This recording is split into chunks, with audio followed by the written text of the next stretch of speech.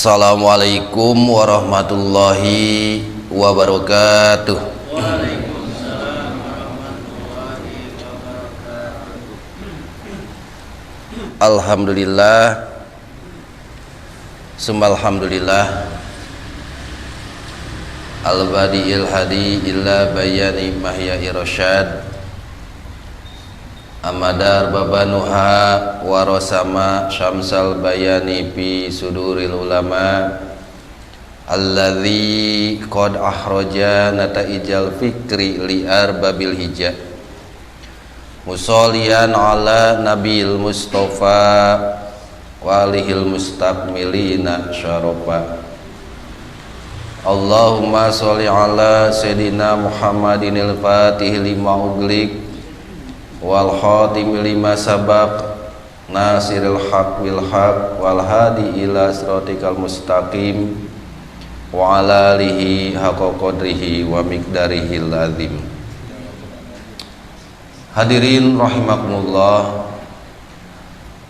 kita sebagai manusia yang diciptakan oleh Allah punya keutamaan dan punya keunggulan. Bahkan kita sebagai manusia dimuliakan atas makhluk-makhluk yang lain yang Allah ciptakan.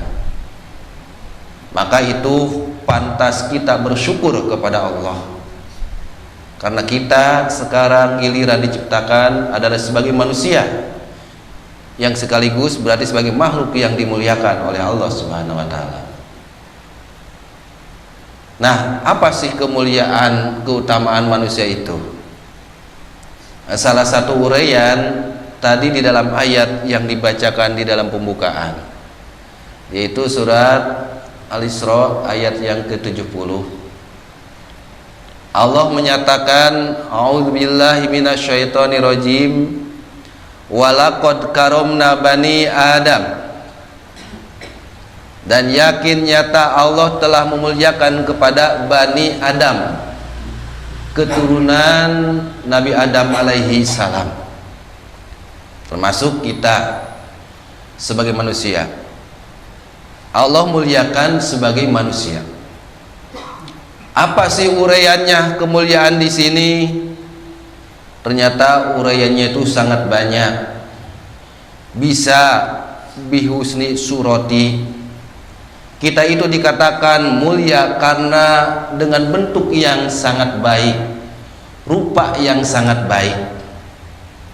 Ketika berjalan sambil berdiri dengan kedua kaki, karena ada makhluk yang lain berjalan dengan 4 kaki. Kita manusia makan dengan menggunakan tangan, tapi banyak makhluk yang makan langsung dengan mulutnya. Kita melewat tangan. Itu dengan bentuk seperti itu aja sudah sebuah kemuliaan. Bahkan posisi alat-alatnya pun yang dimiliki oleh manusia itu banyak pelajaran dan ibrah. Allah ciptakan telinga kiri dan kanan, pelajarannya apa? Coba mendengar itu bukan dalam satu arah, tetapi dengan 2 arah. Melihat pun kiri dan kanan, jangan melihat dengan sebelah. Allah ciptakan mulut pun di bawah, otak di atas. Artinya mikir dulu sebelum ngomong gitu. Jangan ngomong duluan, mikirnya belakangan. Jadi kalau mau ngomong mikir dulu gitu ya. Jadi banyak pelajaran-pelajaran yang Allah berikan. Maka udah jelas dalam bentuk pun di ayat yang lain bi ahsani takwim, dengan bentuk yang sebaik-baiknya. Kemudian berikutnya karomna bani Adam pun di sini diuraikan selain dengan bentuk yang baik, rupa yang baik, manusia itu bil akli, dimuliakannya karena dikasih akal. Ada makhluk yang baik makannya lewat tangan juga, nggak langsung lewat mulut. Contohnya mungkin kera ya, pakai tangan juga. Kalau yang lain kan langsung dengan mulutnya. Ayam langsung dengan mulutnya, kucing langsung dengan mulutnya, kambing, sapi itu ya. Ada yang lewat tangan. tetapi dikasih akal apa tidak? Maka berikutnya kemuliaan sebagai manusia adalah yang dikasih akal. Sementara seluruh manusia pun oleh Allah dikasih akal. Cuma yang mulia pun yang dikasih akal adalah yang menggunakan akalnya. Terus kalau manusia tidak menggunakan akalnya, bisa dikatakan mulia apa enggak? Alhamdulillah kita dikasih akal, kemudian kita gunakan akal kita. Sehingga wajar di dalam ayat banyak keterangan afala ta'qilun. Apakah kamu tidak mau berpikir? Bicara tentang nikmat yang diberikan oleh Allah, kemudian kita tidak mau bersyukur. Allah singgung dengan afala ta'qilun. Apakah kamu tidak mau berpikir? Artinya sebenarnya ini kalimat yang pedas sekali bagi kita dengan bahasa apakah kamu tidak berpikir? Orang yang nggak mau mikir, orang yang kayak gimana kira-kira? Kira-kira orang gila mikir kan? Enggak ya? Tapi kalau bahasanya mah, kalau bapak nggak mau mikir, nggak menggunakan akal pikirannya, disebutnya. Kalau bahasa Sundanya gini mungkin ya, Arisia gelo itu apalah takilun. Maka yang mulia adalah manusia yang mampu menggunakan akalnya. Pantas manusia disebut nanti hayawanun natik, hayawan tapi natikun yang berpikir. Apa sih berpikir? Dan untuk apa berpikir? Berpikir itu adalah untuk mencari jawaban. Jadi kalau kita mikir berarti hakikatnya kita lagi nyari jawaban. 2 kali 2 berapa nih? Mikir tuh, nyari jawaban. 4 usaha bangkrut, mikir tuh gimana jalan keluar bangkit kembali, mikir nyari jawaban. Kemudian ketika kita mencari jawaban, lagi mikir kan mencari jawaban. Ketika mencari jawaban, hakikatnya mencari kebenaran. Kalau jawaban yang kita inginkan, yang benar apa yang salah jawaban tuh? Karena jawaban itu bisa benar bisa salah, tapi yang kita pikirkan berarti jawaban yang benar. Oh berarti manusia itu hakikatnya makhluk pencari kebenaran. Itu fitrahnya manusia. Maka ketika dikasih akal, gunakanlah semaksimal mungkin ya untuk mencari kebenaran. Maka Allah berikan tuh mata, telinga, hati supaya pola pikir kita jalan.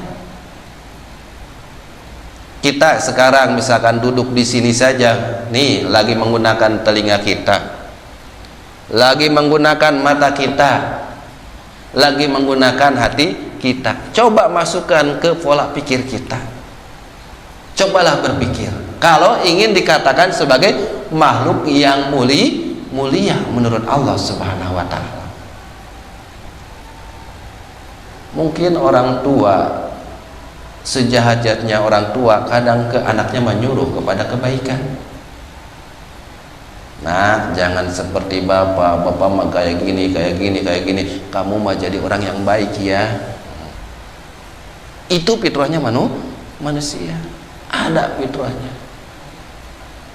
Maka kembali, mulianya anak Adam itu yaitu pertama dengan bentuk yang baik, yang kedua dikasih akal. Sehingga dari akal itu wal ifhami muncul pemahaman. Dan itulah nanti manusia dikatakan bisa mulia itu ketika mempunyai pemahaman dan pemahaman tentang petunjuk. Sehingga berikutnya binutki wal isyarati wal huda, dengan berbicara, dengan bisa memberikan isyarat dan juga dengan mendapatkan petunjuk. Disebutlah manusia itu adalah makhluk yang mulia. Artinya apa? Bahwa manusia dikatakan mulia ketika dia menggunakan alat-alat yang diciptakan oleh Allah itu sebagaimana fungsinya. Mata digunakan, telinga digunakan, hati nurani digunakan, akal pikirannya digunakan, maka termasuklah manusia yang di sini yang dimuliakan oleh Allah Subhanahu wa taala, dimuliakan oleh Allah. Bahkan diriwayatkan an Umar ibnu Ka'ab wa Aba Hurairah dan Abi Hurairah radhiyallahu anhuma qala dahol ala Nabi. Umar bin Ka'ab dan Abu Hurairah bertamu kepada Nabi Muhammad sallallahu alaihi wasallam. Faqala, kemudian kedua sahabat tersebut berkata, "Ya Rasulullah, wahai Rasulullah, man a'lamun nasi?" Siapa sih manusia yang paling paham, paling mengerti, yang paling berilmu? Qala, Rasul menjawab, al-aqilu, yaitu orang yang berakal, yang menggunakan akalnya. Jadi orang yang sepandai-pandainya, orang yang paling pandai adalah orang yang mampu menggunakan akalnya. Kemudian dua sahabat tadi bertanya lagi kepada Rasulullah, "Ya Rasulullah, wahai Rasul, man a'badan nas?" Ya Rasulullah, siapa sih orang yang paling banyak ibadahnya, paling baik ibadahnya, paling bagus ibadahnya? Siapa ya Rasulullah? Qala, Rasul menjawab, al-aqilu, orang yang berakal, orang yang menggunakan akalnya. Kemudian kedua sahabat tadi bertanya lagi, qala man abdalun nasi? Siapa sih manusia yang paling utama? Siapa sih manusia yang paling unggul? Qala, Rasul menjawab, al-aqilu, orang yang berakal. Artinya kata Rasulullah SAW, orang yang paling baik, paling utama adalah orang yang mampu menggunakan akalnya. Orang yang paling bagus ibadahnya pun adalah orang yang menggunakan akalnya. Dan orang yang paling berilmu pun adalah orang yang mampu menggunakan akalnya. Sehingga kebalikannya, ketika tidak mampu menggunakan akalnya, oleh Allah disindir, apalah takilun, apakah kamu tidak berakal? Apakah kamu tidak berakal? Kalau bahasa apakah kamu tidak berakal, seolah-olah khobar itu biasa. Tetapi kalau dimanakan ke bahasa kita tadi, bisa saja ari kamu gila gitu. Kan orang gila tidak mau menggunakan akalnya. Sehingga bagaimana supaya akal itu mampu kita gunakan? Berarti tadi dengan cara belajar, karena yang paling mulia dengan keilmuannya adalah orang berakal. Berarti kalau kita ingin akal kita terpelihara, coba cari ilmu. Salah satunya cobalah cari ilmu, karena ilmu yang kita dapatkan pun awal mula adalah lewat mata penglihatan, kemudian kepada akal pikiran kita. Akal ini nggak akan berfungsi ketika mata dan telinga itu nggak difungsikan. Nah, kita mata punya, telinga punya, ya tinggal dimasukkan hasil informasi yang kita dapat lewat mata, hasil informasi yang kita lewat telinga, yang didapat lewat telinga, masukkanlah kepada akal. Semakin banyak informasi yang kita terima, berarti semakin banyak juga pengetahuan yang kita miliki. Nah, mudah-mudahan memang kita termasuk adalah orang yang pandai menggunakan akalnya. Kemudian Rasul melanjutkan, likuli syai'in alatun, segala sesuatu itu ada alatnya. Wa alatul mu'mini, dan alatnya orang beriman al-aqlu, yaitu akal. Di akal untuk orang bisa beriman itu, atau alat orang beriman itu, yaitu alatnya akal. Segala sesuatu itu ada alatnya, dan alat untuk orang beriman yaitu adalah akal. Berarti kalau alat tergantung yang menggunakannya. Alat umpama golok, pisau, gergaji, itu alat. Bagaimana yang menggunakannya?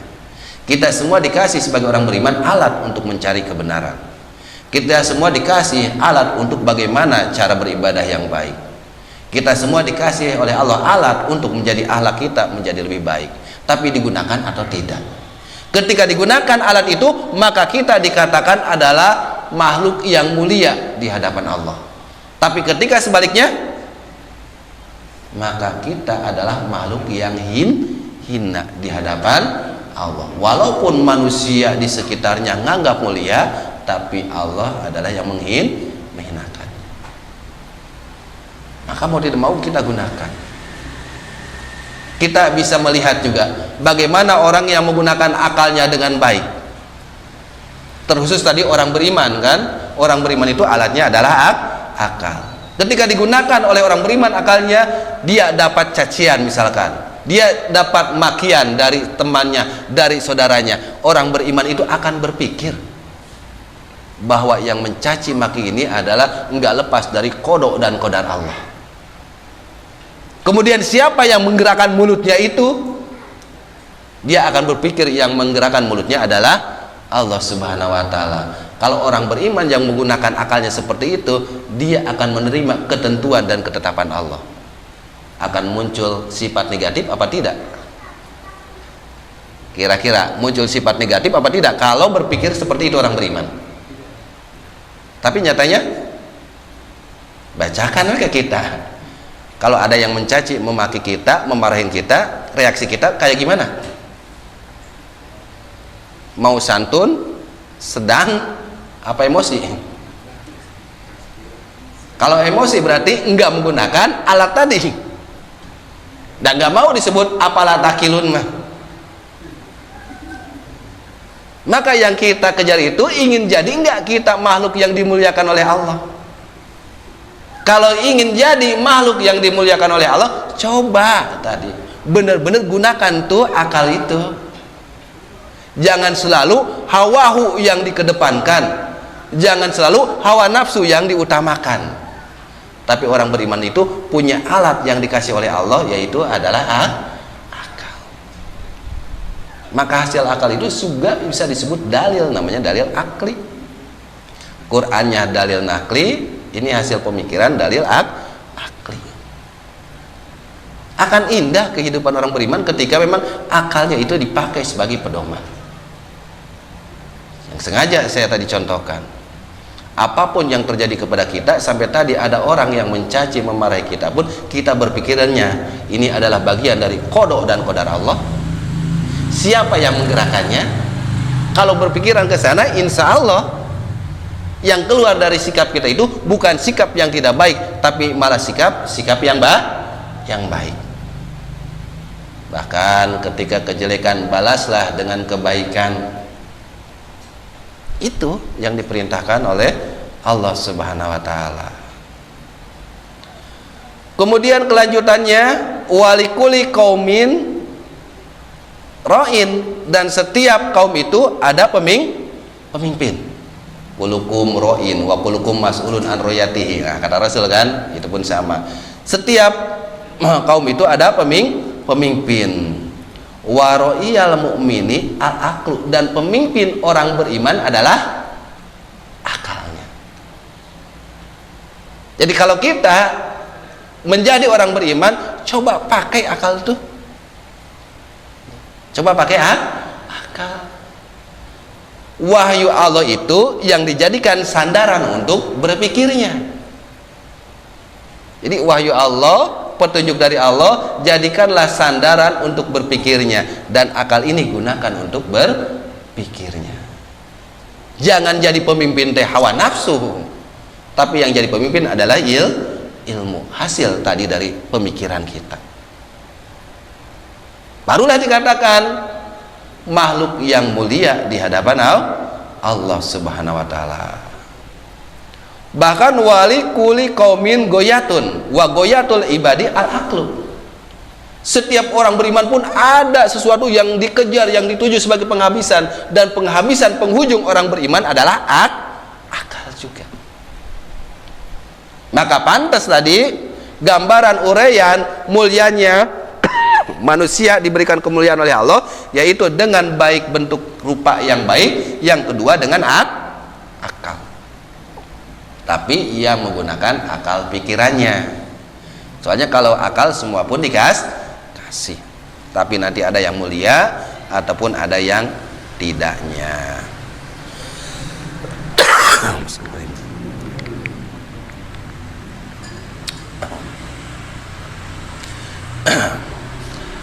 Bahkan di sini Aisyah radhiyallahu an masih menguraikan tentang mulianya manusia dengan akal.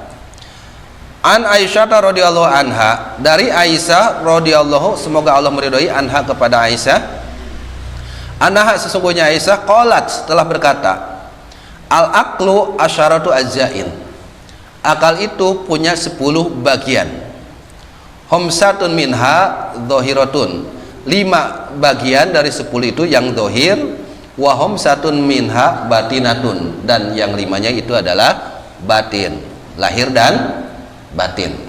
Ada istilah lahir dan batin. Wa amma dhahiru, yang pertama yaitu yang zahir, fa'awaluha asumtu, jadi hasil dari pemikiran secara dohir, akal itu akan mengarahkan banyak untuk berdiam. Coba secara kodrat manusia, kalau menemukan segala sesuatu, kita ingin banyak ngomong, ingin diam,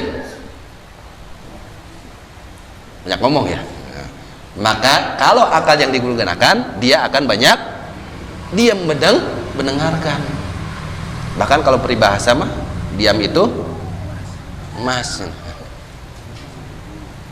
Kenapa sih seperti itu? Kama qala alaihi salatu wassalam, sebagaimana yang Rasulullah pernah uraikan, man sumta najan, barang siapa yang berdiam akan mendapatkan kemenangan. Ataupun kalimah yang lain, man kasuro kalamuhu kasuro suktuhu, jadi kalau banyak ngomongnya banyak jatuhnya, yang selamat mah banyak diem. Diam itu bukan berarti dia nggak ngerti, nggak paham, bahkan mungkin dia lebih paham daripada yang lain, tapi nggak menyampaikan. Kalau ditanya baru jawabnya, nggak ditanya mah diam begitu. Ini bukan tanya diam emang nggak tahu itu, ini mah diam deh tahu. Bahkan mungkin banyak nanya gitu, bukan banyak menjawab. Karena kalau banyak ngomong biasanya banyak kesalahan. Coba orang banyak ngomong banyak kesalahan, orang yang jarang ngomong atau sama sekali nggak ngomong, ada nggak salah ngomongnya? Nggak ngomong nggak salah. Kalau banyak ngomong, ya memang kemungkinan banyak salah. Nah, kalau kita menggunakan tadi akal, insya Allah akan banyak diamnya. Itu akhlak yang diajarkan. Tetapi ketika dibutuhkan, dia akan menguraikan sesuai dengan kemampuannya. Itu yang dikatakan oleh Aisyah radhiyallahu anha. Berikutnya, wasani al-hilmu, yang kedua akan muncul hilim, kesopanan. Jadi akhlak secara dohirnya itu akan memunculkan kesopanan. Jadi adab muncul, akhlak yang muncul. Dan yang namanya kesopanan, kalau bicara akhlak, munculnya itu spontanitas, bukan buatan, bukan peran, bukan sandiwara. Memang sopannya itu muncul yang spontan. Karena kadang ada yang sopan bikinan, sopan buatan. Mungkin murid di sekolah ke gurunya sopan, di hatinya mah ada kesel gitu ya. Nah itu sopannya sopan buatan. Tapi memang sopannya hilim itu adalah sopan yang benar-benar bawaan dari hati nurani. Kenapa bisa seperti itu? Karena dia digerakkan oleh akal yang baik, salimul akli ya. Dari pemikiran yang baik, akalnya baik. Nah mudah-mudahan kita pun jangan sampai yang Allah berikan kepada kita sebuah kemuliaan, bedanya kita dengan makhluk yang lain, yaitu yang berupa akal tapi tidak memunculkan kesopanan, banyak ngomong yang nggak benar. Jadi kemuliaannya pun bisa saja sumaro dan nahu asfala sapilin. Kemuliaan yang Allah berikan tuh bisa saja dikembalikan kepada tempat yang hina kembali. Itu sudah ketentuan, dan memang harus kita yakini seperti itu adanya. Wasalisu, dan yang ketiganya tawadu, yaitu tawadu, rendah diri, ya, selalu merasa hina, apalagi berkaitan tawadunya dengan Allah Subhanahu wa taala. Padahal dia punya kelebihan, tapi dia berpikirnya karena pikirannya itu dinaungi dengan tadi wahyu, pemikirannya disandari dengan wahyu. Ketika Allah berikan kemampuan apapun, dia akan mikirnya ini yang ngasih teh Allah. Dikasih kepandaian IQ 200, dia akan berpikir siapa nih yang ngasih kepandaian ini. Dikasih rupa yang tampan, rupa yang cantik, dia akan berpikir siapa yang ngasih ini semua. Dikasih kelebihan harta, siapa yang ngasih. Ilmu yang dikasih, jabatan yang dikasih, kemampuan yang dikasih, dia akan berpikiran Allah lah yang mengasihinya. Karena kita memang tidak punya apa-apa. Apa yang harus kita banggakan? Di akal pikirannya digunakan, maka muncul tadi sifat sopan, sifat tawadu akan muncul. Kalau dia benar-benar menggunakan pola pikirnya, akal yang baik. Berarti kalau mukhalafahnya kebalikannya, kalau muncul sombong, dia nggak berpikir yang baik. Mungkin bahasa kasarnya tadi, apalah takilun. Bahasa kasarnya arisia gelo gitu. Kalau tadi muncul sifat-sifat yang sebalik. Kalau berpikir yang baik akan seperti itu. Siapa sih yang ngasih kemuliaan ini? Siapa sih yang ngasih kepandaian ini? Siapa sih yang mampukan kita? Bahkan mungkin nanti akan berpikir, siapa yang melangkahkan kaki kita ke sini pun? Coba kalau bukan kemampuan dari Allah, bisa nggak kita melangkah sampai ke sini? Terus ibadah kita, siapa yang memampukan? Sholat tadi kita, sholat isya kita, baca Quran kita, zikir kita, siapa yang memampukan? Ada gak akan muncul kesombongan? Nggak akan ada. Kenapa? Allah yang memampukan. Nah, diharapkan seperti itu. Jangan sekedar tahu, oh kita manusia adalah makhluk yang dimuliakan oleh Allah. Bahkan malaikat pun kalah kemuliaannya. Kenapa? Karena dikasih akal. Iya, semua pun dikasih akal, tapi bagaimana tuh ternyata akalnya yang digunakan dengan sebaik-baiknya. Yang tadi bisa melahirkan secara dohirnya sifat sopan, sifat tawadu, itu yang melahirkan itu. Jadi kalau kita dikasih akal tapi kita sombong, kita takabur, kita merasa tinggi hati, berarti kita tuh tidak menggunakan akalnya. Punya sih punya, tapi tidak digunakan dengan hal yang baik. Khawatir seperti itu. Nah, kalau seperti itu, jangan merasa kita mulia kembali, jangan. Mungkin bahasanya sumaro dan nahu asfala sapilin, kita akan dikembalikan ke tempat yang paling hina. Jadi cobalah pahami bagaimana maksud kemuliaan manusia ini. Kita ingin disebut mulia itu harus seperti apa? Jangan merasa cukup dengan baik yang sebaik-baiknya, dengan bentuk yang sebaik-baiknya, dengan rupa yang sebaik-baiknya. Bukan seperti itu aja. Ya, itu poin yang ketiga, tawadu. Kenapa tawadu? Kama qala alaihi salatu wassalamu, sebagaimana yang telah diucapkan oleh Rasulullah sallallahu Salam, man tawadoa rofa'allahu, barang siapa yang bertawadu Allah akan angkat derajatnya. Wa man takabaro, dan barang siapa takabaro yang takabur, wado'allahu, Allah akan hinakan. Kalau kita tawadu, berendah diri, maka Allah akan angkat derajat kita. Tetapi kebalikannya, ketika kita takabur, Allah akan menghinakan kita. Maka yang kita kejar itu pandangan manusia apa pandangan Allah? Kalau kita dihinakan oleh manusia, misalkan bapak-bapak dihinakan oleh satu kampung di sini, oleh orang Kodang dihinakan, gampang tinggal pindah Perum belum tentu dihinakan oleh orang lain. Ya gak? Maka kenapa harus repot-repot itu? Tetapi ketika dihinakan oleh Allah, pindah kemanapun hina. Maka kenapa kita harus mengejar pandangan manusia? Kalaulah seluruh manusia akan menghinakan kita, biarkanlah, yang penting Allah masih memuliakan. Tapi kita khawatir dimulia-muliakan oleh manusia, tapi Allah menghinakan. Itu yang khawatir. Maka orang yang menggunakan akalnya dengan baik akan muncul sifat ketawaduannya, rendah diri, ya. Bahkan tadi sebenarnya kita itu enggak punya apa-apa.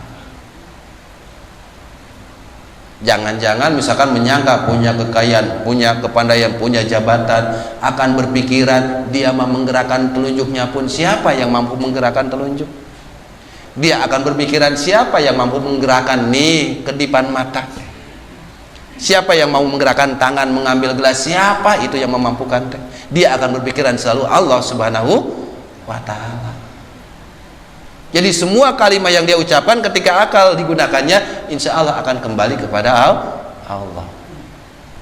Ngucap alhamdulillahirabbil alamin, benar-benar tuh muji kepada Allah, bukan di lisan doa, bukan sekadar di lisan alhamdulillahirabbil alamin, segala puji bagi Allah, tapi benar-benar dia akan memahami Allah lah yang hanya memiliki puji. Kalau dibagi pujinya kan lil jinsi, puji Allah kepada Allah, puji Allah kepada makhluk, puji makhluk kepada Allah, puji makhluk kepada makhluk pun lillahi, hanya milik Allah. Ketika kita dipuji oleh manusia, hakikatnya kita harus berpikiran orang tersebut lagi memuji kepada Allah Subhanahu wa Ta'ala.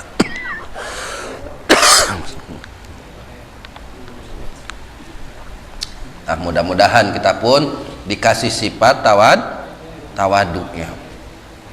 Jadi berdiam, kemudian yang kedua sopan, yang ketiga tawaduk. Warabi'u, dan yang keempat al-amru bil ma'rufi wa nahyu anil munkar. Yang keempat itu adalah orang yang menggunakan akalnya dengan baik akan muncul sikap al-amru, memerintahkan bil ma'ruf, kepada kebaikan, wa nahyu anil munkar, dan mencegah kemungkaran. Jadi apa yang dia gunakan dari pemikiran yang baik itu akan selalu ngajak kepada kebaikan. Jadi hal-hal yang baik itu selalu diajak, hal-hal yang baik. Nggak akan berpikiran masing-masing, nggak akan. Yang penting kita doang, yang penting keluarga kita doang, yang penting anak kita doang, biarlah anak orang lain mah, biarkan anak tetangga, jangan. Tetap harus muncul amru, ya, bil ma'ruf, memerintahkan kepada kebaikan. Mungkin kita teringat bagaimana dulu sejarah Nabi Yunus alaihissalam dikasih pelajaran oleh Allah Subhanahu wa Ta'ala, dan jadikan pelajaran bagi kita. Ketika berdakwah terhadap umatnya waktu itu, susah nggak tuh didakwahi? Susah banget kan? Diajak taat kepada Allah, nolak. Diajak taat kepada Allah, nolak. Dilarang menurut ketentuan Allah, malah dia langgar. Tapi Allah merintahkan kan, coba tetap dakwahi. Soalnya hasil dakwah mah adalah ketentuan dari Allah. Manusia mah hanyalah proses. Tapi ternyata kan merasa berat. Ya Allah berat. Ya Allah berat ngajak orang teh. Mungkin kita pun sama muncul kadang-kadang sikap kayak gitu. Tetangga saya mah ada berat, ya Allah diajak lagi, disuruh sholat ge, susah. Emang yang bisa ngajakinnya itu bisanya siapa, kita apa Allah? Kenapa kita harus nyebut susah? Jadi samakan kejadian kayak Nabi Yunus. Nabi Yunus bagaimana? Malah umatnya ditinggal. Ketika diajak kebaikan susah teh malah ditinggalkan. Ketika ditinggalkan, kemudian naik perahu. Oleh Allah digimanakan perahunya? Ternyata kelebihan beban. Akhirnya diumumkan, pokoknya barang-barang yang ada di bahtera ini, di perahu ini, coba cemplungkan ke laut supaya tidak kelebihan beban. Akhirnya dibuang, terus pembekalan. Ternyata masih kelebihan beban, mau tenggelam. Akhirnya ini kalau barang udah habis, tinggal orang nih yang harus dicemplungkan nih. Akhirnya kan diundi, ternyata yang kena undian deh itu lagi sampai 3 kali diundi. Akhirnya bagaimana? Dicemplungin tuh ya. Ketika dicemplungin lah yang dikatakan di sana beliau mendapatkan 3 kegelapan. Gelapnya gelap malam karena waktu malam, kemudian gelapnya dalamnya lautan, ditambah gelapnya di dalam perut ikan. Pelajaran bagi kita apa? Ketika meninggalkan sesuatu kemungkaran, itu mungkar, tidak mau ngajak kepada kebaikan, ditinggalkan, dicaplok, haus. Mungkin kalau bapak-bapak sekarang meninggalkan itu amar ma'ruf nahi mungkar, dicaplok baya itu. Maka jangan pernah berdiam diri. Nih kita punya akal, dimuliakan oleh Allah, coba aja kebaikan. Ada susah, emang yang ngasih petunjuk siapa? Yang ngasih hidayah siapa? Bukan kita. Bukan kita nggak punya kemampuan apa-apa. Ketika istri kita nggak nutup aurat, coba kewajiban kita menyampaikannya.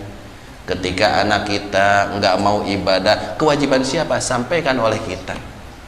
Kalau kita nggak menggunakan akal ini, tadi masuk apalah takkilun.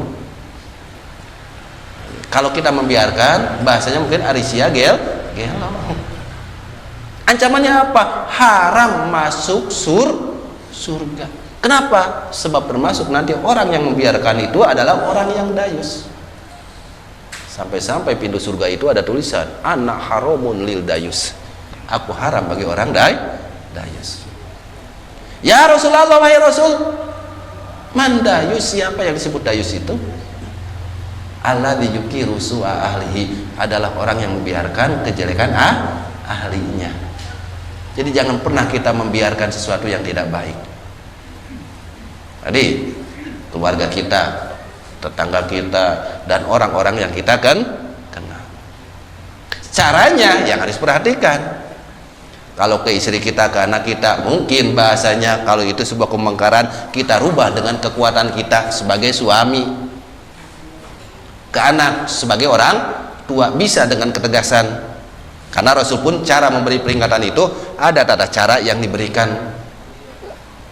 Wa idza ra'at minkumul munkarat, kalau engkau melihat kemungkaran, fal yughayir, jangan diamkan tapi rubahlah. Pertama, biyadika, dengan kekuatan, dengan tangan. Tadi kekuatan itu maksudnya orang tua ke anak bisa dengan kekuatan kekerasan, suami kepada istri bisa dengan kekerasan. Kalau nggak bisa, pabilisanika, dengan lisanmu, berarti dengan obrolan. Nggak bisa juga, ini mah orangnya galak bener, punya jabatan. Tetap jangan diam, pabikolbika, dengan hatimu. Nah itulah ya, dari orang yang menggunakan akal sebaik-baiknya itu, dia akan selalu mengajak kepada kebaikan dan selalu mencegah kepada kemungkaran. Jadi enggak orang yang bodohan gitu ya, enggak orang yang apa bahasanya tuh, bahasanya kalau bodoh amat teh bahasanya apa? Sabodoting itu cek orang Sunda mah. Oh, sabodoting masing mas enggak boleh itu ya. Jadi harus dimunculkan. Ada kemungkaran, coba tegur. Ada orang tidak taat, ajak kepada kebaikan, berlomba-lomba kebaikan.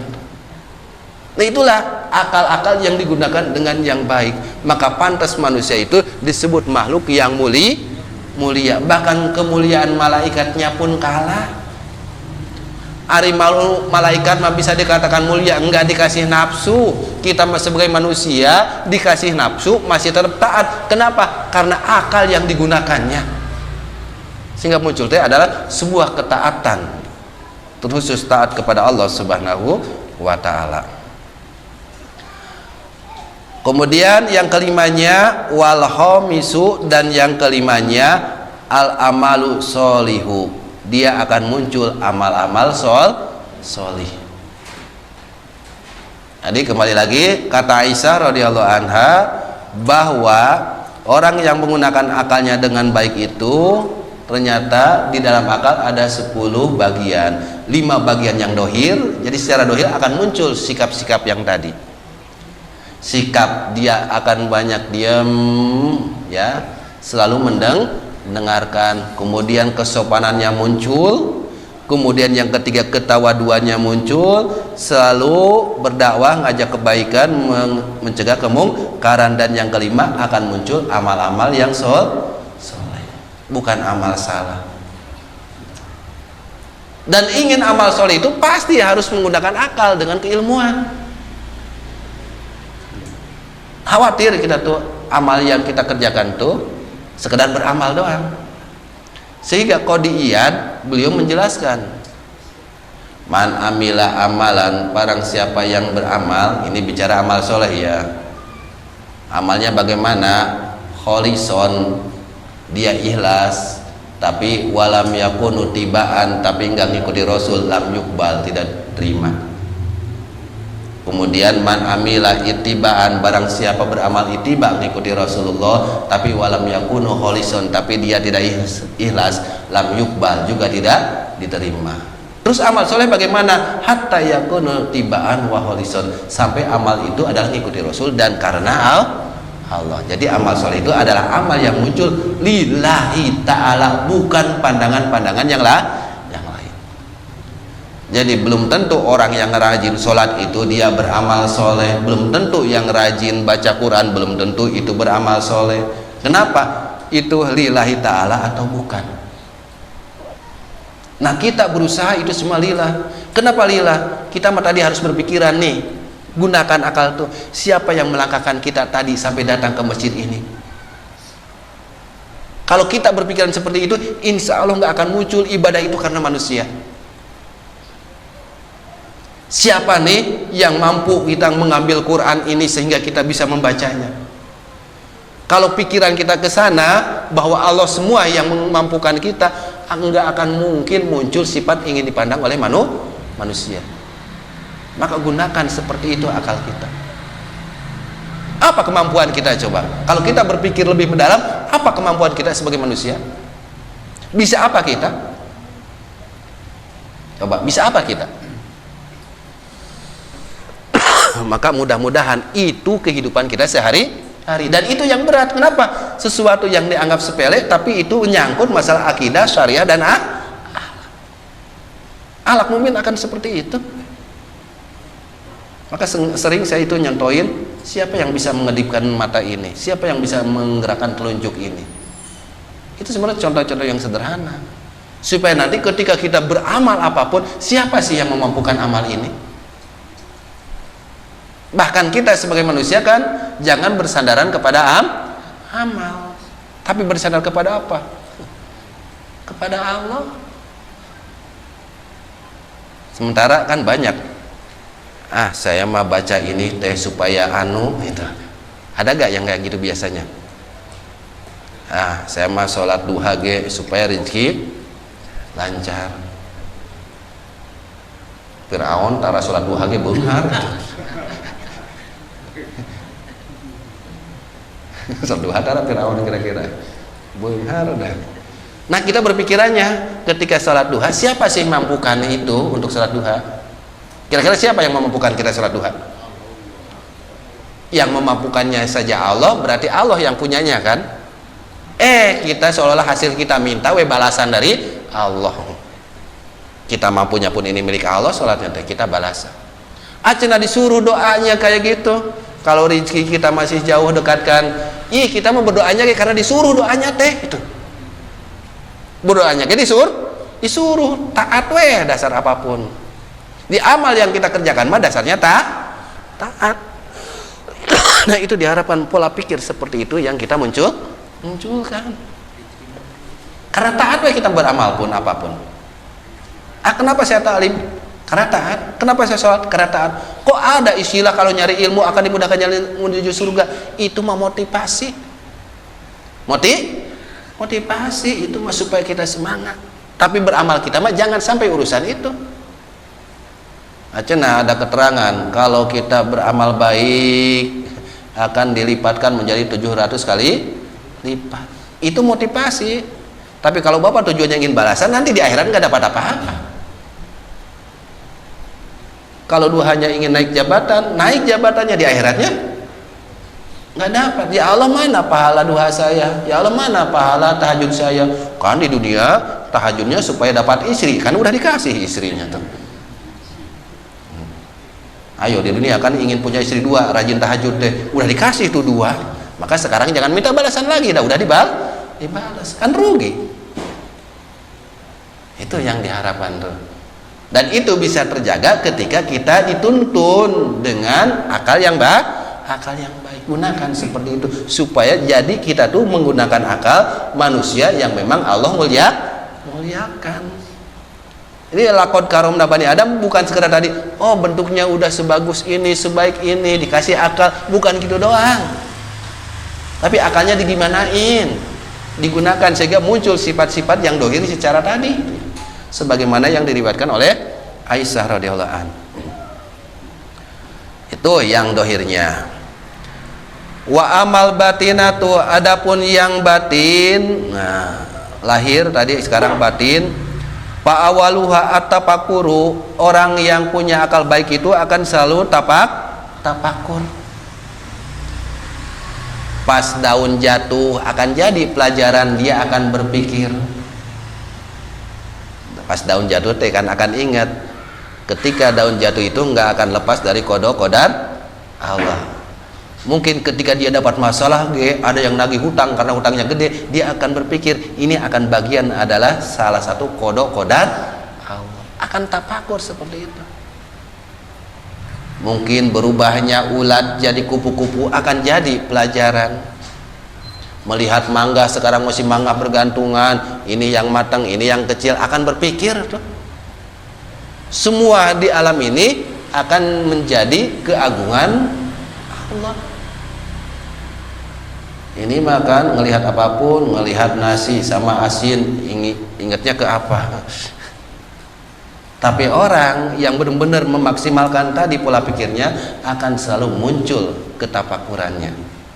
Di pola pikirnya akan selalu tentang Allah Subhanahu wa Ta'ala. Kalau kita belum bisa, maksimalkan. Kalau kita maksimalkan sebagaimana ayat yang minggu yang lalu kan, yang lapad haqqa tuqatihinya dengan sebenar-benarnya takwa, diusahakan dengan ya ayyuhalladzina amanu ittaqullahnya bimas tatatum, dengan memaksimalkan kemampuan. Bisa mah belum kita teh, tapi coba maksimalkan kemampuan kita ya, untuk memaksimalkan kemampuan. Berikutnya wasani al ibratu, yang keduanya secara batinah, akal itu akan pandai ngambil pelajaran. Jadi apapun akan jadi pelajaran. Kena musibah jebret, ternyata musibahnya kakinya patah, dia masih hidup, pelajaran ada. Enggak bicaranya untung masih hidup gitu, untung terus kan. Tapi akan ada pelajaran. Semua yang terjadi itu akan ada pelajaran. Makanya baik buruk pun tetap Rasul mengajarkan kan alhamdulillah ya. Kalau baik mah alhamdulillahilladzi alladzi tatimus sholihat. Kalau buruknya alhamdulillah ala kulli halin. Bersyukur terus. Karena semua pun ada pelajaran. Kok kenapa saya dilahirkan dari keluarga yang biasa yang seperti ini di kampung? Pelajarannya apa? Mungkin kalau bapak-bapak dilahirkan dari keluarga Soeharto belum tentu mau ngaji kayak gini. Ya kan? Belum tentu. Coba kalau bapak sekarang ada di DPR gitu ya, belum tentu udah ngaji. Jadi banyaklah pelajaran bagi kita. Jadi semua yang terjadi ini adalah ada hikmah dan pelajaran. Kok kenapa sih kemarin waktu ngelamar ke pabrik anu nggak diterima? Ambil pelajarannya, bukan malah nyesel. Tapi kan biasanya malah muncul kan kurang penerimaan. Ambil pelajaran, segala sesuatu ada hikmah dan pelajaran. Itu yang diharapkan tuh. Ini bukan lagi hawahu yang bermain di dalam jiwanya itu, tapi selalu akal pikiran yang baik, yang selalu dibatasi pola pikirnya dengan wahyu. Insya Allah bisa ya, sedikit demi sedikit. Kalau belum bisa tadi, maksimalkan kemampuan kita, terus menerus belajar. Pantas manusia mah selamanya belajar. Kemudian yang berikutnya, yang ketiganya, istiqdamu dzunub, dia akan selalu merasa menyesal ketika bermaksiat. Sebagai manusia, maksiat pasti ada gak? Namanya manusia, maksiat pasti ada. Tetapi ketika bermaksiat benar-benar menyesal.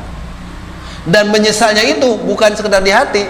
Menyesalnya orang bertobat tuh ada di hati, ada di lisan, dan juga ada di perbuatan terhadap maksiat apapun. Kemudian yang berikutnya, yang keempat, secara batiniah, kalau akal itu digunakan dengan baik sehingga kita ingin dikatakan manusia yang mulia, arabiu al-khaufu minallah. Dari menggunakan akal yang baik itu, dia akan selalu muncul sikap takut kepada Allah.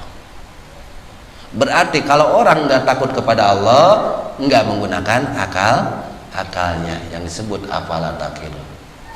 Dan takut kepada Allah pasti harus bukti dengan perbuatan. Kayak kalau kita takut sama orang tua, akan nurut perintahnya, larangannya akan kita tinggalkan. Waktu kecil dahulu kata orang tua teh, kamu sebelum maghrib harus udah pulang di rumah. Kita takut kepada orang tua, pulang tuh. Jadi kalau pulangnya habis maghrib berarti enggak takut kepada orang tua. Maka ketika haub kepada Allah pun takut kepada Allah, mana buktinya takut itu? Jadi harus ada bukti. Masa orang ngomong takut kepada Allah tapi disuruh sholat nggak mau? Masa takut kepada Allah tapi malah dia bermaksiat? Benar gak takut kepada Allahnya? Kalau benar-benar takut kepada Allah, dia akan menjadi orang yang lebih taat. Gak mungkin orang yang takut kepada Allah nyinyirin orang, gak mungkin gibahin orang, bahkan gak mungkin nyangka jelek pun kepada orang, gak mungkin kalau dia takut kepada Allah. Padahal kita ketika sikap di hati jelek ke orang yang di samping kita nggak tahu. Coba kita benci kepada orangnya ada di samping kita, orang tersebut akan tahu nggak? Tapi kalau dia takut kepada Allah, nggak akan berani itu. Kalau takut kepada Allah, berarti kalau berani dia nggak takut kepada Allah. Nah itu yang susah, itu benerin hati, beresin hati. Cuma sebelum ke hati, coba dari akal dulu lah, ya, dari akal kita gunakan. Dan itu adalah akhlak.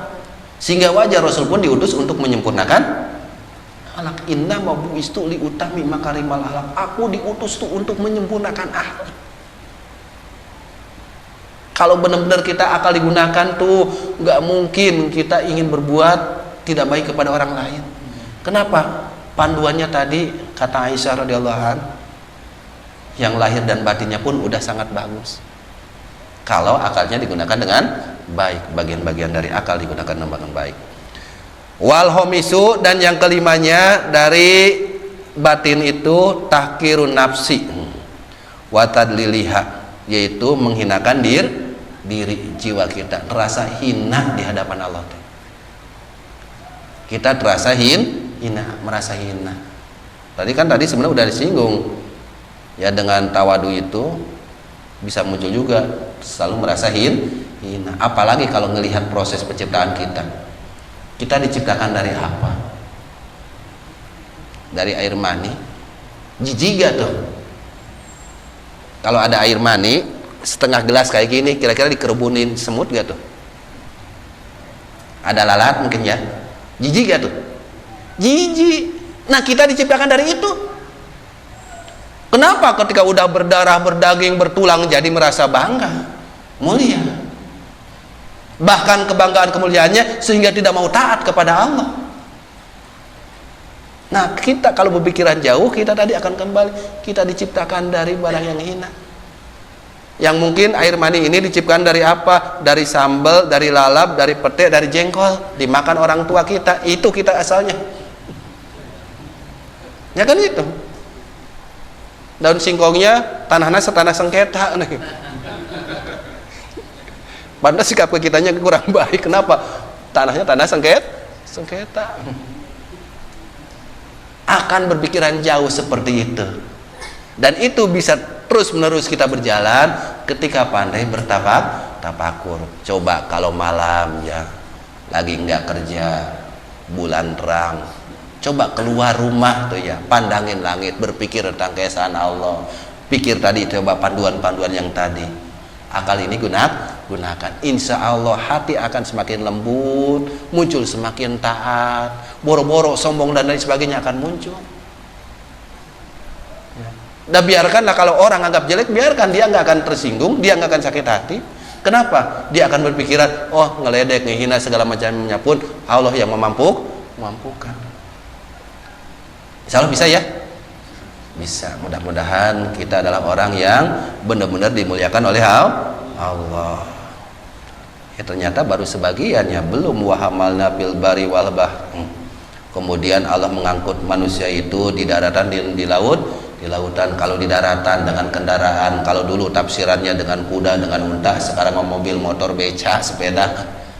Kalau di lautan dengan kapal laut gitu ya, dengan perahu dan lain sebagainya. Warojaknahum minat thayyibah, dan kita dikasih rezeki oleh Allah. Tuh, siapa yang ngasih rezeki? Allah. Perusahaan bukan? Bukan ya. Jadi kalau berhenti di perusahaan pun rezeki tetap akan ada gak? Ada ya Pak Haji ya. Jadi kalau berhenti pun di Adira rezeki akan ada? Nah, ada Pak. Tapi lumayan gitu teh ya, untuk ngolah hati kita teh, meyakinkan keimanan teh benar gak gitu ya. Khawatir pas keluar malah bingung gitu ya. Nah, jangan sampai kayak gitu aja. Itu yang ayatnya minat thayyibat, dan yang baik-baik. Baik ini ada baik barangnya, ada baik tata caranya. Jadi rezeki itu ada yang baik, memang baik bentuk barangnya, ada baik caranya. Yang kita harapkan tuh caranya yang baik, barangnya pun yang baik. Karena kalau melihat tafsiran itu, rezeki yang baik itu buah-buahan, cenaya ya. Kemudian hewan-hewan yang halal itu yang baik. Tetapi itu mah kita caranya pun harus baik. Soalnya bisa saja mangga ini baik nih, buah yang baik, tapi kalau caranya nggak baik, nyolong. Nah, jangan sampai kayak gitu. Jadi caranya yang baik, barangnya pun yang baik. Dan itulah wapadolnahum ala kasirimin holakna miman holakna tabdila. Itulah kita dikatakan dimuliakan, diunggulkan oleh Allah terhadap makhluk-makhluk yang lain karena dikasih akal pikiran. Mudah-mudahan di akhir pertemuan ini kita termasuk adalah orang-orang yang bisa memampukan dan menggunakan akal pikiran dengan baik yang didasari dengan wahyu. Amin ya Allah ya rabbal alamin. Ini pun dalam rangka usi nafsi wa yakum, saya memperingati diri sendiri, wa yakum, dan untuk kita semua, dan kita berharap selalu diberikan hidayah oleh Allah Subhanahu wa taala.